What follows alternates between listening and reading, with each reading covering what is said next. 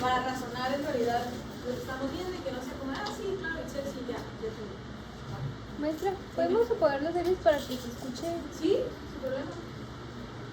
Solo que de pronto se puede cerrar, que olía raro, ¿no? Sí. Sí, bueno, pasa. Todo el día en la calle. Que Recuna se abandona, yo lo que parece. Bueno, recordamos que ayer nos quedamos en el control nervioso de la presión arterial, ¿de acuerdo? Hablamos del sistema simpático y parasimpático y los diferentes mecanismos locales también para el control adecuado, ¿no? Este se da principalmente a nivel vascular, es decir, a nivel de los vasos sanguíneos, y a nivel tisular, o sea, a nivel de los tejidos, ¿vale? Súper. Entonces, centros nerviosos superiores, ¿a qué se refiere esto? Es la parte central de la regulación del sistema nervioso y del sistema simpático y el parasimpático. Este se encuentra en la sustancia reticular de la protuberancia, el mesencéfalo y el diencéfalo, y estos excitan o inhiben el centro vasomotor. Las porciones laterales y superiores excitan y las porciones mediales e inferiores inhiben, ¿vale? También existe lo siguiente, el hipotálamo, sus porciones posterolaterales, es un centro vasomotor principal, el cual se va a encargar de la vasoconstricción y también estos diferentes sitios, ¿no? La parte anterior del lóbulo temporal, las zonas orbitarias de la corteza frontal, la parte anterior de la circunvolución singular, la amígdala, el tabique y el hipocampo.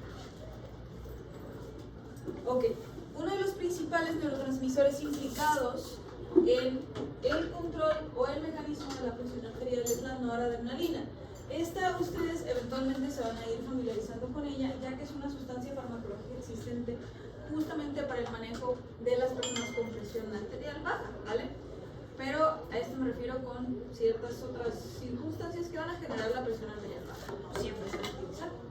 Este es el principal vasoconstrictor y actúa en los receptores alfa-adrenérgicos del músculo liso de los vasos sanguíneos, ¿sí?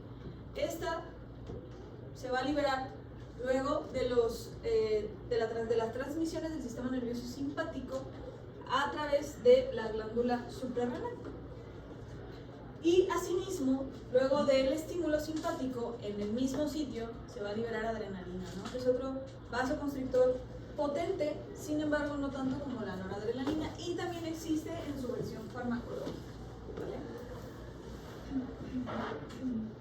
Entonces, a manera de resumen del sistema nervioso, estas son las principales funciones que va a tener sobre la presión arterial y frecuencia cardíaca. Número 1, la contracción arteriolar de la circulación sistémica, es decir, la vasoconstricción de las arteriolas, la contracción venosa que va a mejorar la función como bomba, que entonces, recuérdame tu nombre, Gael, okay, Gael. Si yo estoy diciendo que va a mejorar la bomba cardíaca a través de la contracción venosa, quiere decir que yo estoy llevando volumen hacia el corazón, o sea, yo estoy llevando más sangre hacia arriba. Entonces, ¿qué va a mejorar? ¿Qué parte de lo que hablábamos ayer? Dos cosas, acuérdate. Ajá, ¿a través de qué? Del volumen. ¿Y qué es eso? ¿Cómo se llama? Precarga, exactamente. Súper. Aumento de la frecuencia cardíaca, aumento de la fuerza de contracción del corazón y aumenta 2 veces sobre el límite superior de la normalidad la presión arterial con respecto a lo normal en solo 5 a 10 segundos, ¿vale? Y si pueden ver, hay que tener esto bien presente. Tiene más injerencia el sistema nervioso simpático sobre el control de la frecuencia cardíaca y la presión arterial que el parasimpático. Lo que es obvio, ¿no? Si tenemos una frecuencia cardíaca bajita o una presión arterial bajita, corremos el riesgo de morir, o de perder el estado de conciencia, o de desmayarnos, ¿de acuerdo? Entonces, esto quiere decir que el sistema nervioso parasimpático va a tener un mayor periodo de acción para actuar. Esto quiere decir que más o menos va a tomar de 10 a 40 segundos al sistema nervioso simpático para poder disminuir la presión arterial. Siempre recuerden eso. Ok. Pongo estas animaciones porque quiero que quede en su cabeza que el sistema nervioso autónomo, particularmente el sistema nervioso simpático, va a responder al ejercicio y a eventos de estrés. Eventos de estrés tipo enojo, tipo miedo, ¿no? Es el sistema de huida, como ya lo habían visto, ¿vale? Entonces, estas respuestas se van a dar en el ejercicio y en eventos de estrés. Por ende, lo normal es que la presión arterial se eleve durante el ejercicio, así como la frecuencia cardíaca. Y asimismo en momentos de estrés, llámese miedo, llámese enojo, ¿va? O llámese huir. ¿Va? Posteriormente vamos a hablar de los vasoreceptores. Los vasoreceptores llevan a cabo un reflejo nervioso a través de los receptores de estiramiento. Estos son o ejercen mecanismos de compensación a través de la retroalimentación. ¿Qué quiere decir esto? Por ejemplo, el aumento de la presión arterial va a ser detectada por los vasoreceptores porque el aumento de la presión en los vasos va a generar que detecten entonces un estiramiento vascular y por ende va a ejercer una disminución de la presión arterial hacia la normalidad. Y lo mismo va a ocurrir cuando la presión está baja. Si la presión está baja, los vasoreceptores que se encuentran a nivel de las carótidas internas o el seno carotídeo, ¿de acuerdo? Y también a nivel de la pared del callado aórtico, estos responden mucho mejor a una presión arterial que se eleva con rapidez y no a una estacionaria. Entonces, vasoreceptores son estos que van a responder a estímulos mecánicos, porque existen los quimiorreceptores, que ya hablamos ayer, hablaba Chanel un poquito de eso. Entonces, si se estiran o aflojan, van a responder en segundos para poder aumentar la presión arterial o disminuir la presión arterial. Entonces, esto es uno de los mecanismos rápidos para el control de la misma, ¿de acuerdo? ¿Y qué quiero decir con esto? Responden mucho mejor a una presión arterial que se eleva con rapidez que a una estacionaria. Quiero decir con esto que no son eternos. Estos se van a adaptar, digamos, a la constante, por ejemplo, presión arterial alta. Es decir, en 1 o 2 días, luego de que esta se eleva, va a actuar y la va a bajar. Sin embargo, si esta persiste elevada, los vasoreceptores van a decir, no, yo ya aquí ya llegué. Entonces, por eso voy con que son rápidos, pero no son duraderos. ¿Sale? Ok. Entonces, a través del núcleo del tracto solitario del bulbo se va a estimular el centro parasimpático y va a haber una vasodilatación de venas y arteriolas, asimismo un descenso de la frecuencia cardíaca y fuerza de contracción para poder entonces disminuir la presión arterial. En los cambios de postura, ¿les ha pasado que se paran de manera rápida y medio se marean? ¿Sí? Ok. Eso se llama hipotensión ortostática o hipotensión postural. ¿Por qué? Porque entonces nuestro corazón está bombeando cierta presión, sin embargo nosotros entonces le metemos un montón de gravedad a nuestros vasos en el momento en el que nos paramos de manera súbita y entonces no alcanza a llegar ese riego sanguíneo al cerebro y entonces se estimulan los vasoreceptores a través del sitio que les conté, carótidas y callado aórtico, y entonces hay una respuesta simpática refleja y se eleva lo suficiente la presión arterial para llevar riego sanguíneo acá arriba. El que nos mareemos, el que se nos nuble la visión, tiene que ver con que no llegue el suficiente riego sanguíneo al cerebro. ¿Va? Súper. Entonces, estos mantienen la presión arterial en niveles normales, tanto la disminuyen como la elevan.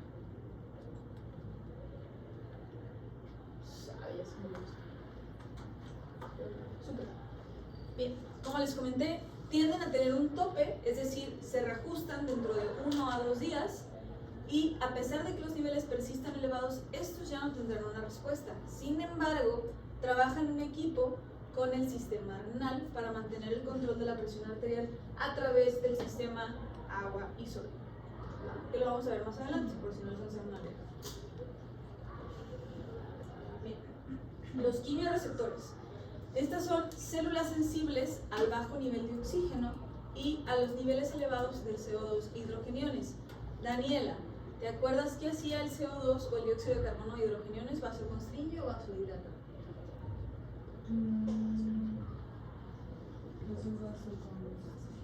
Vasodilata. ¿Vale? Pues se supone que abra más el flujo, ¿no? Ajá. O sea, la vasodilatación recuerda que es el aumento del diámetro del vaso. ¿Vale? Se dilata. Ajá. ¿Vale? Entonces, los quimiorreceptores, a diferencia de los vasoreceptores, son en respuesta a sustancias, a diferencia de los vasoreceptores que es en respuesta al movimiento, al estiramiento y al hecho de que el vaso esté flojo. ¿Vale?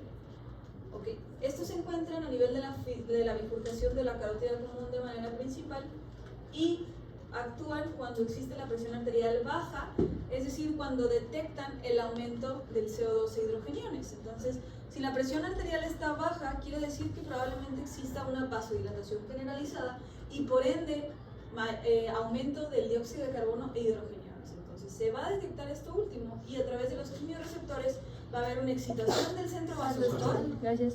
De nada. Y elevación de la presión arterial más o menos a 80 milímetros de mercurio si esta está muy bajita. ¿Vale? ¿Dudas? Quimio y vasoreceptores. Okay. Recuerden, dime. Los vasoreceptores son los que están aquí, no sé si se llama como bulbo carotídeo, son los que masajeas y se pueden desmayar. A veces no son. En realidad lo que haces es estimulación vagal. Por aquí está el nervio vago, entonces estimulas el vago, es decir, el parasimpático, y entonces eso lo utilizan principalmente para disminuir la frecuencia cardíaca cuando está muy alta, ¿vale? Se llaman maniobras vagales. No es tanto los vasoreceptores, es más bien el nervio vago, o sea, tal cual lo masajeas. Vale, entonces vasoreceptores y quimiorreceptores, niños, como principales mecanismos rápidos implicados en el mecanismo de control de presión arterial. ¿Va? Ok, entonces, ¿qué hace el sistema nervioso simpático para mantener el volumen sanguíneo y con ello mantener lo demás? Ok, primero, aumentar el gasto cardíaco. ¿Vale? Aumentar el gasto cardíaco para mantener la presión arterial. Si la presión arterial está lo suficientemente elevada, entonces esta va a disminuirse a través del reflejo de los vasoreceptores y estos mismos van a estimular la actividad simpática renal y cuando es necesario bajar la presión arterial, va entonces a actuar el riñón para excretar el sodio y el agua. Acuérdense que al excretar sodio y agua tenemos menos volumen sanguíneo y entonces menor presión arterial. ¿Vale? Súper. Entonces, al aumentar el volumen sanguíneo, tenemos mayor estiramiento de la aurícula. ¿Recuerdan cómo se llama este reflejo? ¿Te acuerdas cómo se llama este reflejo? Que vimos la clase. ¿Qué clase fue? La primera. Me acuerdo como de la aurícula. Similar al mecanismo de Frank-Starling. ¿Te acuerdas? ¿Alguien se acuerda? Bueno, creo que era el reflejo de Bainbridge. Exacto, el reflejo de Bainbridge justamente, ¿vale? Que lo que va a hacer el reflejo de Bainbridge es mejorar el gasto cardíaco, ¿no? Y con ello también aumenta la frecuencia cardíaca. Entonces, en respuesta al volumen auricular, pues también van a actuar una serie de mecanismos para que en caso de que se requiera disminuir la presión arterial, pues actuar, ¿no? Entonces, a través del estiramiento de la aurícula vamos a tener disminución de la hormona antidiurética y con ello mayor excreción de sodio y agua porque no se van a reabsorber. ¿De acuerdo? Esto es en respuesta entonces del aumento de la presión arterial gracias al estiramiento auricular. ¿Sí? ¿Me siguen? Ok. ¿Y qué son los péptidos natriuréticos auriculares? Estos, como el nombre lo dice, son péptidos, es decir, no alcanzan a ser proteínas por el número de aminoácidos que tienen y se elevan en función al estiramiento auricular. Si la fibra auricular se estira, va a liberar péptido natriurético auricular y con ello vamos a ejercer natriuresis y diuresis. Y acuérdense que la natriuresis es la excreción de sodio por la orina y la uresis pues es la formación de orina, ¿vale? Existen diferentes péptidos natriuréticos además del auricular, que es el péptido natriurético cerebral. ¿Va? Bien. ¿Dudas? ¿No? ¿Todo bien? Va. Ok. Pasamos a los mecanismos renales, que son mis favoritos. Bien. Bueno, el primero es a través del aumento de presión arterial. Va a haber simplemente por el aumento de presión arterial, va a haber un aumento de la diuresis y de la natriuresis. Estos mecanismos se llaman diuresis por presión y natriuresis por presión. Y con ello va a haber excreción del exceso de volumen a través del riñón. ¿Qué quiere decir esto? Que el riñón va a detectar la elevación de la presión arterial, va a estimular la formación de orina y la excreción de sodio por la orina, y con ello pues va a tirar ese exceso de volumen que estamos teniendo a nivel sanguíneo, que está perpetuando la presión arterial alta, ¿vale?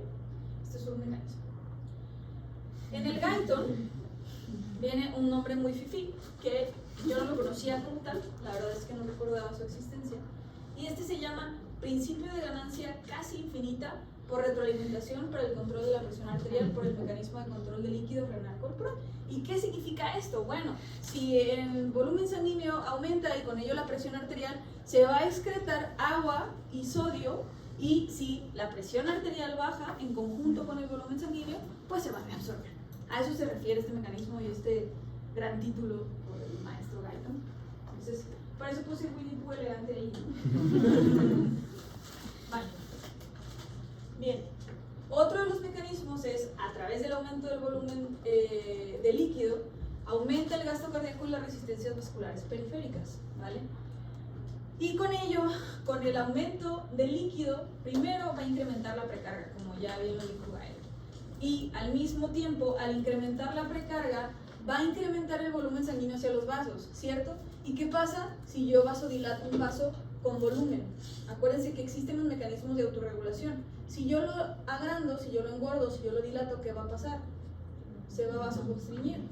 ¿Y qué va a pasar si se vasoconstriñe? ¿Qué va a aumentar? La resistencia vascular periférica. ¿Y qué es la resistencia vascular periférica acá arriba? ¿Cómo se llama? La poscarga, exactamente. Entonces, si yo tengo que vencer con más fuerza la poscarga, porque aumenté el gasto cardíaco, entonces voy a aumentar mi presión arterial para que pueda salir esa sangre y vencer la presión que está ejerciendo el vasoconstriñido. ¿Sí? Súper. Que los mecanismos de autorregulación los vimos ayer. ¿Sí? ¿Todos recordamos eso? Vale, ok. Entonces este esquemita nos resume lo que les acabo de decir. Al haber un aumento del volumen de líquido extracelular, ¿cuál es el líquido extracelular? ¿A qué se refiere? Al líquido fuera De la célula. ¿Y cuál es uno de esos líquidos fuera de la célula? ¿Adentro de dónde? Del vaso. Así es. Entonces, aumenta el volumen de líquido extracelular, con ello aumenta el volumen de sangre, aumenta la presión de llenado circulatorio medio, aumenta el retorno de sangre venoso al corazón, y con ello, ¿qué, Gael? Aumenta el retorno de sangre venoso al corazón. ¿Qué aumenta? La precarga, y con ello el gasto cardíaco, ¿vale? Si aumenta el gasto cardíaco, va a aumentar la presión arterial, y al mismo tiempo, a través de la autorregulación local de los vasos sanguíneos, va a haber un aumento de la resistencia periférica total, aumento de la poscarga, aumento de la presión arterial, ¿vale? Y una vez que aumenta la presión arterial y se necesita regular, va a aumentar la diuresis o la excreción de orina. ¿Para qué? Para mantener esa armonía, vaya, de la circulación efectiva en los vasos sanguíneos. Y por eso en problemas renales también tiene hipertensión, ¿no? Exactamente, porque no hay forma de regularla. Y como es un mecanismo lento y al mismo tiempo un mecanismo duradero, liebre y tortuga, si no puede regular la presión arterial del riñón de manera larga, pues va a estar alta constantemente, ¿vale? Justamente sí, es una causa de hipertensión secundaria, la enfermedad renal. Súper. Entonces, dime. A mí me confunde o no entiendo por qué si va a haber hipertensión va a aumentar la diuresis. Si hay hipertensión, aumenta la diuresis. Ajá. Ok. Aumenta cuando requieres tener la presión alta. Es que en realidad va a pasar dos cosas. Si tenemos los mecanismos normales y fisiológicos, al aumentar la presión aumenta el volumen sanguíneo, ¿vale? O sea, tengo que yo aumentar mi precarga, por ende van a estar vasodilatados mis vasos, se van a vasoconstriñir, aumenta mi precarga, aumenta el gasto cardíaco, y al mismo tiempo va a aumentar el volumen sanguíneo, va a aumentar el volumen adentro del vaso. Entonces, para yo tener este equilibrio de líquido corporal, necesito sacar ese aumento del volumen del vaso sanguíneo para que no esté constantemente con sobrecarga de volumen. ¿Va? Sí, gracias. ¿Aquí? Y eso es lo que se elimina por la orina. Sí. Acuérdense que el riñón va a filtrar a través de la nefrona los metabolitos de la sangre, y el glomérulo entonces va a empezar con todo el sistema de la nefrona a formar la orina, ¿vale? O sea, la sangre se filtra a través del riñón, obviamente no sale roja, Sí. ¿no? Pero a través de la sangre que va a llegar al riñón se va a formar la orina, ¿sí? Súper. Entonces, la sal. Esta se excreta de manera lenta con respecto a las diferentes cosas que suceden con la sal o con el cloruro de sodio. Okay. Uno de los principales mecanismos para el control del volumen o la ingesta de agua, el mecanismo de la sed funciona cuando tenemos mayor sodio en el líquido extracelular. ¿De acuerdo? Esto nos va a llevar a sentir sed y con ello vamos a tomar agua y va a disminuir entonces el sodio a nivel extracelular y con ello la sensación de la sed, ¿vale? Por otro lado, cuando aumenta el sodio, va a aumentar la hormona antidiurética o la vasopresina, habrá mayor absorción de agua, al jalar más agua, va a llegar hasta el corazón y va a aumentar el gasto cardíaco, ¿vale? A través de la precarga, ¿sí?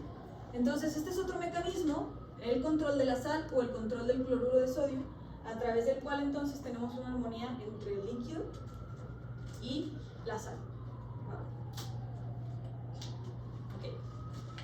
El favorito. 2. El sistema renina-angiotensina-aldosterona. Número 1. La renina. La renina se va a sintetizar y se va a almacenar en las células juxtaglomérulares, ¿de acuerdo? Y esta se va a liberar a través de la estimulación de los vasoreceptores, a través del descenso del cloruro de sodio en la mácula densa y con la estimulación simpática. ¿Qué se les ocurre que va a estimular la presión,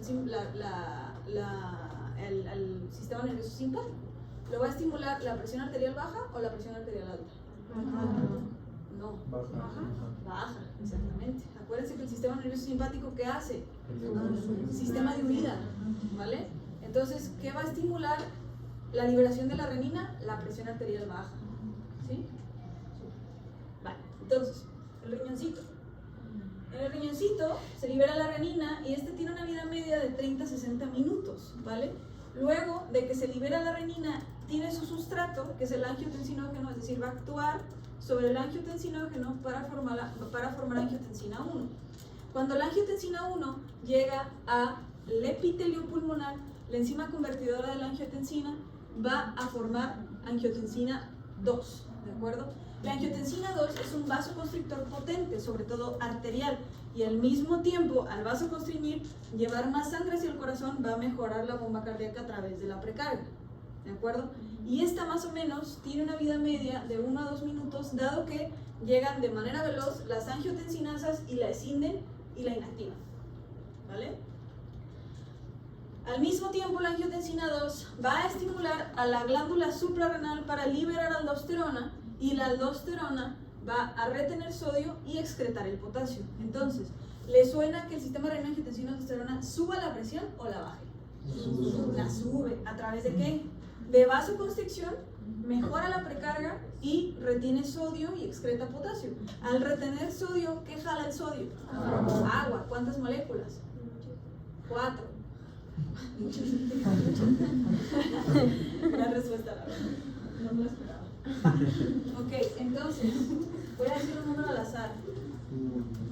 Número. Anel. Ok. Bien. ¿A través de qué mecanismos se va a liberar la renina? Ajá, ¿qué más?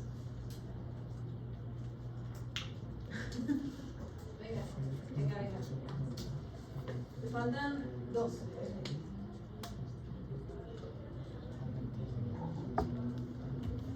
Un aumento de sodio. Ajá. A través de la mácula densa y la estimulación de los vasoreceptores. ¿Vale? Entonces, si hay un descenso de la presión arterial, va a haber a través del riñón liberación de renina. ¿Sale? Dime un número, Anel.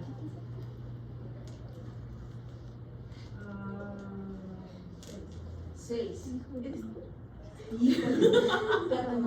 Ya vi, ya te voy a Chanel. Ok. ¿Cuál es el sustrato de la renina? El sustrato, ¿sobre qué va a actuar? ¿Sobre qué molécula? ¿Sobre qué sustrato?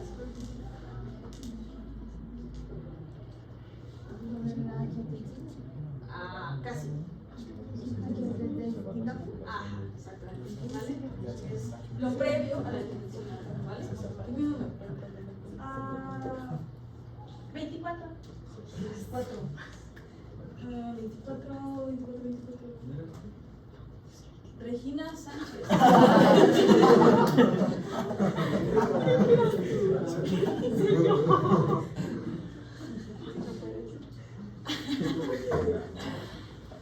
Cuando la renina actúa sobre el angiotensinógeno, Regina, ¿qué obtenemos? Angiotensina 1.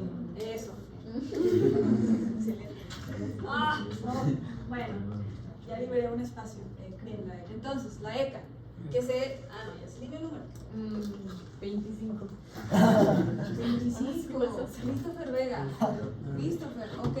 ¿Dónde se sintetiza la ECA? En el pulmón. ¿Y dónde más? Atorado. Sí, nomás recordaba en el pulmón. Y en el riñón y en el vaso. ¿Vale? Dime el número.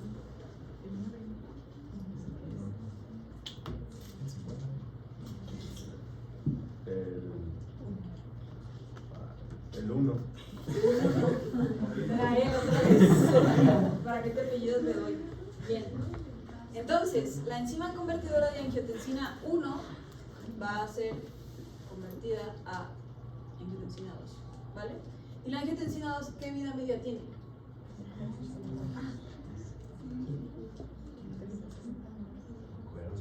De 1 a 2 minutos. ¿Vale? ¿Por qué? ¿Quién la va a inactivar? Las angiotensinasas, exactamente. Vale, dime un número. 9. El último. El último. El último es Rodrigo. Oye, qué bueno, Rodrigo nunca participa porque nunca lo elige. Ok, bien, Rodrigo. ¿Qué funciones tiene entonces la angiotensina 2? Dime 2. Regular. ¿Regular qué? ¿Qué hace la angiotensina 2 en los vasos? Regular la vasodilatación. Tú apretaste la manita. Cuando apretas la manita, ¿qué es? Exactamente. ¿Y qué más? Uno más. Que me ayuda Yareni. ¿Quién es Yareni? Te atona. Yareni, ¿qué más? Una cosa más. La retención de sodio y agua para aumentar la presión arterial. Yareni, dime un número.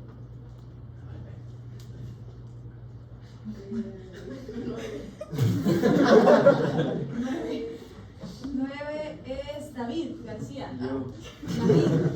Ok. ¿Qué se libera a través de la glándula suprarrenal cuando actúa la angiotensina 2 sobre ella? Aldosterona. ¿Y qué hace la aldosterona? Reabsorción de sodio. ¿Para qué? Para que absorba Más agua. ¿Y mejore qué? ¿O aumente qué? la presión, bueno, el volumen. El volumen sanguíneo. ¿Y luego? La presión arterial. ¿Por qué?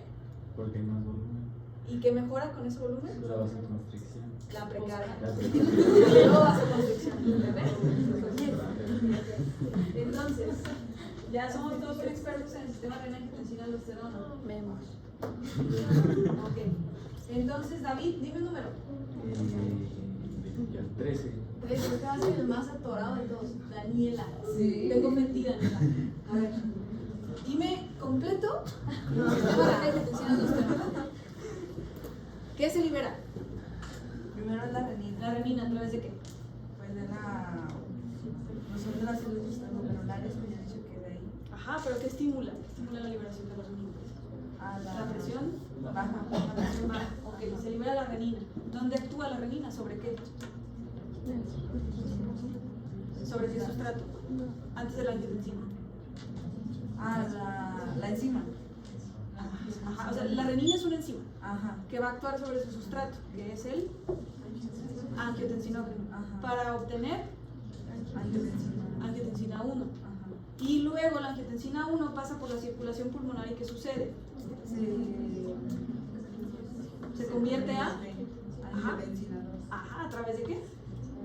De ECA. De la ECA, exactamente. Ok, ¿y qué sucede con la angiotensina 2? ¿Qué funciones tiene? Ya lo dijo La Rodrigo. vasoconstricción Y y que ayuda al aumento de Reabsorción ajá, del reabsorción sodio y del agua. sodio y agua. Ok, ¿y qué más libera cuando actúa sobre las glándulas suprarrenales? Pues de ahí ya va a estimular la glándula suprarrenal cuando dijo y produce aldosterona. Se libera la aldosterona. Ajá. Exactamente, ¿y qué hace la aldosterona? La aldosterona porque tiene lo que es sodio y excreta potasio. Ajá, Ahí ¿y qué está lo hace? que es la El volumen. sanguíneo. Ajá. Pues ya, están hechos. Con ayuda de todos. Súper. Ok, entonces.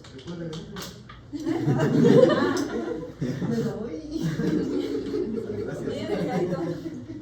Ok, bueno. Entonces el gaito nos ejemplifica bastante bien la función vaya del sistema renina-angiotensina-aldosterona. Esta es el eje de las X, ¿sí? ¿De las X? Sí. Y el eje de las Y. Es al Al revés. revés, ¿no? X. Y No. S. Ok, bien.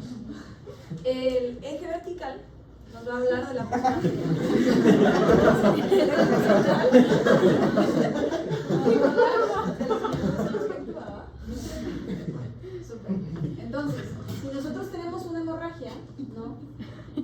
Va a actuar el sistema renina-angiotensina sobre la presión arterial y va a hacer que nos mantengamos vivos. Tenemos una presión arterial normal, más o menos de 100 a 120 milímetros de mercurio. Imagínense que baje a 50 milímetros de mercurio. ¿Qué oxígeno y nutrientes le va a llegar a los tejidos? Nada, ¿no? Entonces, el sistema renina-angiotensina-aldosterona va a actuar para aumentar al menos hasta 80 milímetros de mercurio esa presión. Si no tenemos sistema renina-angiotensina-aldosterona, se va a mantener plana y con ello posiblemente podamos morir. ¿Va? Bien. Y a nivel de resumen, niños, existen entonces 8 mecanismos del control de la presión arterial, ¿de acuerdo? Y con ello se agrupan en 3. Dependerá de la velocidad con la que actúen, ¿de acuerdo? Si son rápidos, intermedios o lentos. Si son rápidos, actúan en segundos, intermedio actúan en minutos u horas, y si son lentos, en días o meses, ¿va? Y entonces, los rápidos son los vasoreceptores, la isquemia en sistema nervioso central y los quimiorreceptores. ¿Alguien ha leído algo sobre la isquemia en sistema nervioso central? ¿No? Ok, bueno, tiene que ver con cuando hay un insulto a nivel del sistema nervioso central, recordar que la isquemia... ¿Un qué? Ah, ¿Un un qué? insulto. ¿Un insulto? Insulto, sí. Toma eso. O sea...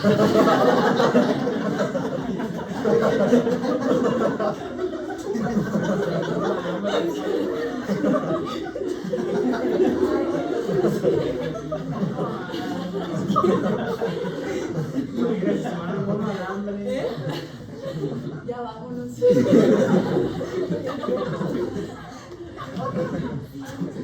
¿Qué es? Ay, gran chiste. Ok. Cuando el sistema nervioso central detecta isquemia, que la isquemia es la reducción de oxígeno sobre un tejido, este automáticamente va a tener una hipertensión refleja a través de los centros principales vasocontroladores, ¿de acuerdo? Por ejemplo, puede pasar que justamente cuando se nos baja la presión arterial, cuando subimos, cuando nos paramos rápidamente, esto lleva a una isquemia transitoria rápida del sistema nervioso central y entonces eleva la presión arterial, ¿vale? Entonces, bueno, mecanismos rápidos, vasoreceptores, isquemia del sistema nervioso central y quimiorreceptores. Asimismo también cuando hay un infarto cerebral, es decir, cuando se tapa una de las arterias del sistema nervioso, cuando se rompe, va a haber una respuesta inmediata de la presión arterial y esta va a subir de manera inmediata. Bien, los intermedios, sistema renina-angiotensina-aldosterona, que ya nos lo recitó Daniela, la relajación en respuesta al estrés, que es un sistema amortiguador, es decir, si hay una vasoconstricción constante, va a actuar el sistema amortiguador y estos vasitos se van a relajar. ¿De acuerdo? No es normal mantener la presión alta de manera constante porque puede haber daños a los órganos al estar una presión constante sobre los vasos y por ende contra los tejidos hacia los que llegan los vasos, ¿vale? Asimismo va a haber un desplazamiento de líquido capilar, que ¿qué es esto? Ya nos van a hablar un poquito sobre ello las doctoras de hoy. ¿Qué sucede con el desplazamiento de líquido capilar? Va a depender de la presión capilar, ¿de acuerdo? Cuando hay una presión capilar alta, se va a desplazar ese volumen hacia el vaso y cuando la presión capilar es baja, va a jalar el volumen hacia los capilares, ¿de acuerdo? A esto se refiere el desplazamiento del líquido capilar, ¿vale? Entonces ya llevamos 6 mecanismos y los que implican entonces los líquidos renales corporales, ¿no? Que ya lo vimos, los mecanismos lentos a través de los cuales se regula la presión arterial por el riñón, ¿vale? La excreción de volumen y de sodio y la retención de volumen y de sodio para mantener el volumen sanguíneo efectivo, ¿va? Entonces no olvidar 8 mecanismos, rápidos, intermedios o lentos. Entonces dependerá que, por ejemplo, si tenemos una hemorragia y tenemos disminución del volumen sanguíneo porque estamos sangrando, va a actuar primero entonces los varo y quimioreceptores, así como el sistema nervioso autónomo, ¿va? Ese va a ser nuestro principal salvamento si estamos sangrando de manera importante, ¿va? Y ya con todo lo demás que discutimos, ¿va? Y la manera de que podamos integrar lo que estamos viendo ahora, este año se publicó la guía de tratamiento y diagnóstico de hipertensión arterial por la Sociedad Europea de Cardiología, ¿de acuerdo? Esta generalmente, la última vez que se actualizó fue como en el 2020, algo así. Entonces, la medición de la presión arterial, ojalá alcancemos a ver la práctica de presión arterial, que no se lo dudo, con el grupo pasado ya no alcanzamos, pero bueno, ¿cuál es la presión correcta o cómo medir de manera correcta la presión arterial? Recuerden que tenemos la presión arterial sistólica y la presión arterial diastólica. La presión arterial sistólica es esta presión con la cual se abre la válvula aórtica y la presión diastólica es esta presión con la cual a través de el regreso de la sangre se cierra la válvula aórtica, ¿no? Y la obtenemos a través de la medición de la presión con la arteria braquial, ¿va? Okay. ¿Cuál es la medición correcta de la presión arterial, niños? Bueno, para empezar, si ustedes van a un consultorio o si en algún momento ejercen la medicina clínica, si alguien va a su consultorio, tiene que estar sentado de 5 a 10 minutos en reposo total y con la espalda bien recargada en un respaldo estable, dado que si yo estoy erguida y estoy poniendo fuerza sobre mi espalda y los músculos de mi espalda y de mi core abdominal, yo voy a aumentar mi presión arterial hasta 5 milímetros de mercurio. Entonces, si yo no tenía hipertensión, a lo mejor ya cumplo para hipertensión arterial, ¿no? Va. Entonces, tener los dispositivos adecuados para la medición de presión arterial. Uno es el esfigmomanómetro manual y otros son los automatizados que a lo mejor alguno de ustedes tiene en su casa. Va. Súper. Ok. Otra cosa, otro tip, es que la presión arterial se debe de medir en ambos brazos, ¿vale? Y no debe de haber una diferencia de presión arterial sistólica ni diastólica de más de 20 milímetros de mercurio. Es decir, no es normal que en un brazo yo tenga 100 milímetros de mercurio y en el otro tenga 125. Algo está pasando. Va. Bien, entonces la presión arterial se va a medir constantemente en el brazo que yo tengo la presión arterial más alta. Si yo tengo 120 en el brazo derecho y tengo 115 en el brazo izquierdo, voy a medir constantemente mi presión de este lado. ¿Y como que por qué varía la presión de un brazo a otro? Porque exista alguna alteración a nivel vascular, por ejemplo una disección aórtica. La disección aórtica es que se rompe la pared del vaso, de la aorta particularmente, y pues se desgarra y entonces hay alteraciones de la presión arterial en un brazo sobre el otro. ¿Pero en personas sanas no pasa eso o también? Sí, debe de haber una diferencia de menos de 20 milímetros de mercurio. Súper. Bien, y para yo decir que tengo hipertensión arterial, de acuerdo a las guías internacionales, estas son las nuevas cifras, ¿vale? La presión arterial normal en la oficina o en el consultorio, aquí lo llaman como Office BP, que es Office Blood Pressure o presión arterial en la oficina, tengo que tener menos de 120 sobre 70.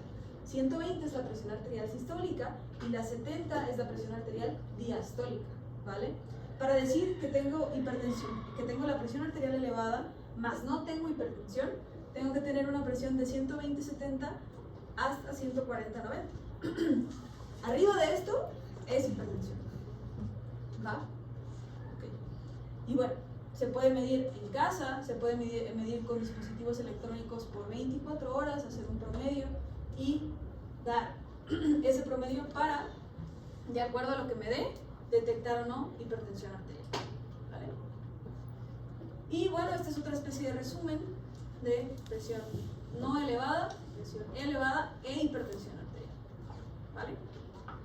¿Dudas, preguntas? ¿Es cierto eso de que los manómetros electrónicos, que la primera que toman, o sea, cuando luego lo prendes, no es real? ¿Eso? O sea, No, ¿qué no es verdad. No, imagínate la serie de cosas y de errores que existirían. No, si están bien calibrados, son los más confiables para medir la presión arterial. ¿Tienen dudas de los mecanismos? ¿No? ¿Nada? ¿Todo bien? ¿Seguros? Súper. Sigue el equipo maravilla del día de hoy.